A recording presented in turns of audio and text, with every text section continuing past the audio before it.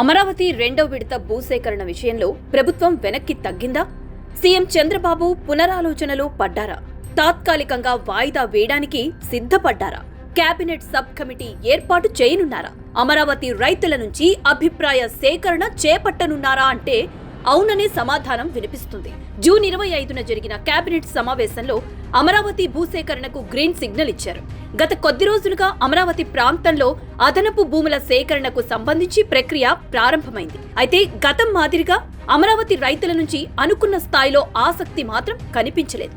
దీంతో తాజాగా జరిగిన కేబినెట్ సమావేశంలో ఈ విషయం చర్చకొచ్చింది.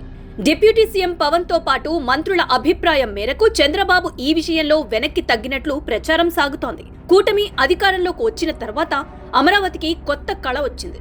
ముందుగా జంగిల్ క్లియరెన్స్ పనులు ప్రారంభమయ్యాయి. అమరావతి యథాస్థానానికొచ్చింది. అదే సమయంలో గత ఏడాదిగా నిధుల సమీకరణపై దృష్టి పెట్టింది కూటమి ప్రభుత్వం.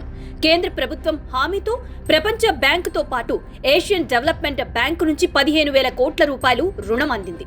ఇతర మార్గాల్లో సైతం నిధుల సమీకరణ పూర్తయింది. దీంతో టెండర్లు ఖరారయ్యాయి. మరో 2 నెలల్లో వేలాది మంది ఇంజనీర్ల పర్యవేక్షణలో అహోరాత్రులు పనులు చేయించి అమరావతి నిర్మాణ పనులను కొలెక్కి తేవాలని ప్రభుత్వం భావిస్తోంది.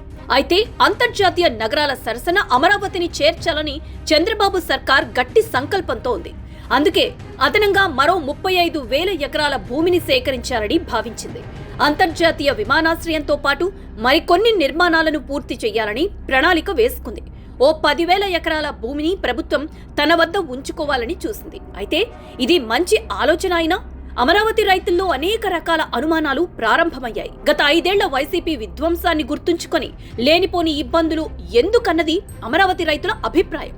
చంద్రబాబు సమర్థతపై వారికి నమ్మకం ఉన్నా ఒకవేళ భవిష్యత్తులో అధికారం మారితే పరిస్థితి ఏంటన్న అనుమానం మాత్రం వారిని వెంటాడుతోంది. అందుకే వారంతా ఈ అదనపు భూసేకరణను వ్యతిరేకిస్తున్నారు. కేబినెట్ సమావేశంలో ఇదే విషయాన్ని ప్రస్తావించారు కొందరు మంత్రులు. అదనపు భూసేకరణకు అమరావతి రైతులు వ్యతిరేకిస్తున్నారని మంత్రి నాదెండ్ల మనోహర్ ప్రస్తావించారు. అదే సమయంలో డిప్యూటీ సీఎం పవన్ కళ్యాణ్ సైతం స్పందించారు.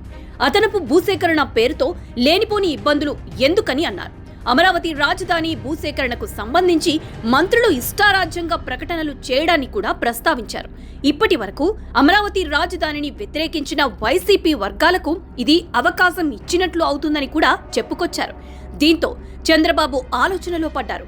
టీడీపీ కూటమి ప్రభుత్వం తీసుకున్న నిర్ణయానికి వ్యతిరేకంగా జనసేన అధినేత పవన్ మాట్లాడిన సందర్భం కూడా ఇది తొలిసారి. దీనిపై చంద్రబాబు స్పందించారు. కేబినెట్ సబ్ కమిటీ ఏర్పాటు చేసి అమరావతి రైతుల నుంచి అభిప్రాయాలు తీసుకుందామని చెప్పారు. అందుకే ఇప్పుడు అమరావతిలో అదనపు భూసేకరణకు సంబంధించి ప్రక్రియ నిలిచిపోయినట్లు తెలుస్తోంది.